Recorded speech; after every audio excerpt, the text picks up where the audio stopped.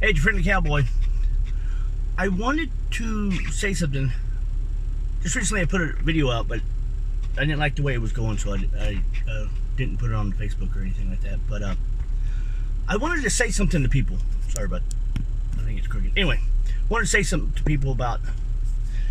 I'm starting to hear more and more stories about... how would I put it? Conspiracy theories. Now, I've heard a few of it mentioned on the news, or well, Glenn Beck. It's not necessarily a news organization, but they do report news. But that they are thinking about creating a process where we have to get the shot, vaccination shot for the COVID-19 when it comes out. Now, it had to come out. Probably won't be out until maybe even the middle of next year. Who knows? Might be faster. But what I'm saying is they talked about putting a red dye inside of it. Well, not a secret red dye, but just a red dye into it, and that it would be a marker in your blood, and that marker in your blood would be prominent for 5 years, so that you would have been, so they could tell if you've had a shot within 5 years. Now, I've heard a lot of people say that they're not going to get shot. Like I said, I'm a rideshare driver, and a lot of people are not going to get the shot. They don't trust it. Or some even go as far as, like I said, the deep, the behind the scandals and stuff like that. They're going to mark people. It's going to be the beast. I've seen it on Facebook. A few of my friends have posted something like that, and now I wouldn't go as far as say that. It does seem like the Democratic Party is trying to basically overthrow the government, overreach its boundaries, thinking they're smarter than everybody else.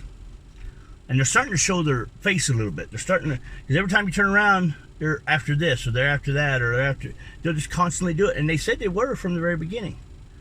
If they don't get him on conclusion, anyway, if they don't get him on that, then they'll get him on something else. Or then they keep going. They went all the way to the post office now. Now, he always said that, mail-in ballots are safe and fine. He says he just doesn't want everybody to get a ballot across the United States. 360 million of us. Even though 360 million don't vote. And I don't even know, what is there, close to 145, 150 million people that actually can vote, that are not felons, that are not, that are old enough, that doesn't have their rights taken away. I'm not sure, I don't know that number. But what I'm saying is that they're trying to figure out a way to do this. And, there's always that conspiracy theory of everything. But I don't think they'll do it on the shot. I don't know if their shot will be for free. I don't know if you have to go through your insurance company, or that you will have to do other things. But I'm telling you, it's not a good idea to start doing conspiracy theories about getting shots if we don't know what's going to happen yet. I think everybody should get a little marker stating that they got the shot if they want to. Yes, if it makes them feel better. I don't think I don't think they should be able to force you to get the shot if you don't want the shot.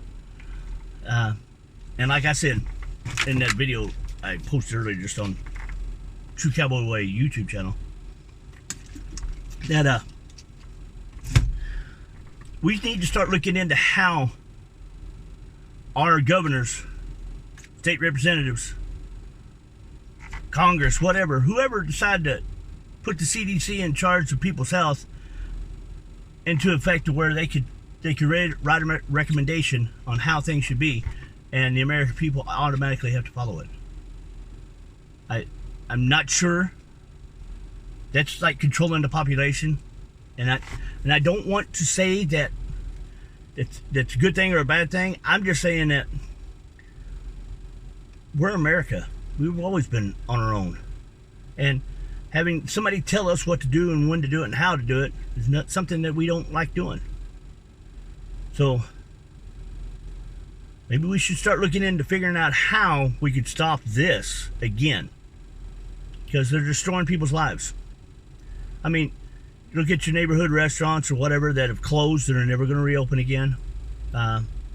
Look at here in Phoenix, I bet you at least a quarter, maybe a fifth to a quarter of the businesses, bars and restaurants and stuff like that, during the quarantine, during quote unquote the 2-week shutdown, it's now over 100 days, so that's 150 days or something like that, that it's starting to be a problem. People are losing their jobs. People are not able to, pretty soon they're not going to be able to pay bills. And then pretty soon all this stuff is going to go retroactive. And all those people that had, you don't have to pay your rent because you're not going to get kicked out. Well, the problem is that, yeah, they don't have to pay the rent, but what about the owner of the place? If that's still under contract with the bank or whatever, don't they still have to pay the bank? You know, or will they get thrown out? Will they get taken away from them? So you got to look at that. You got to look at businesses renting and all this. I don't know why they're not taking any of this in consideration. That all these places need to pay rent or whatever to, unless they own the business themselves, own the land, which is a rarity, but they could. But why is it that we're like this? I don't know. I don't know why our government decided to shut this thing down. I don't know why local businesses and people stand for it, but they do. And we're going to have to, I believe, as a group effort, we're going to have to fix this. We're going to have to talk to our local representatives, our governors, state senators, to stop this all. We shouldn't be able to take people's livelihood away that easily. And that's all they're doing. Well, it's Friendly Cowboy. Be good to your neighbor. If you can't be good to your neighbor, be good to yourself for being good to your neighbor. And hell, 7 minutes, not bad, 7.5 minutes. Cowboy out.